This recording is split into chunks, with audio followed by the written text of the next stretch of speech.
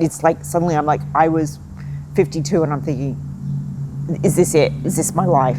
Am I basically heading towards death and that's going to be it? That I'm never going to get any better. I'm never going to get myself back. My name is Julia Lucas. I am 54 years old and I have been doing CrossFit for almost 2 years. I walked with a cane. I could not walk up and down stairs unassisted. I certainly couldn't run. I certainly couldn't get up off the floor from unassisted.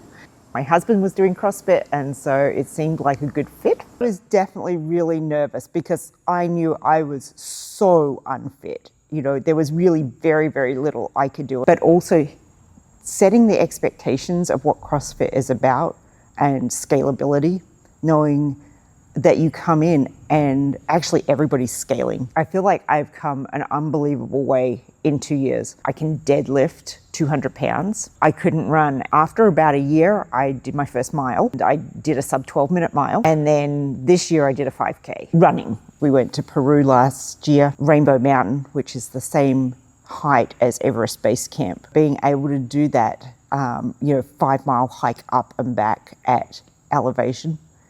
Again, I would not have been able to have that experience without having done CrossFit. One of the things was my resting heart rate when I started was, I think, 104, something like that, very, very high. Yeah. And yet within the first 3 months, it had dropped down to 70. Now it's down to like the low 60s. He sees a lot of people with this chronic regional pain syndrome. He tells everybody, start being physical, start doing some interval training. And when I told him at the beginning that I was doing CrossFit, he was like, isn't that for, crazy people?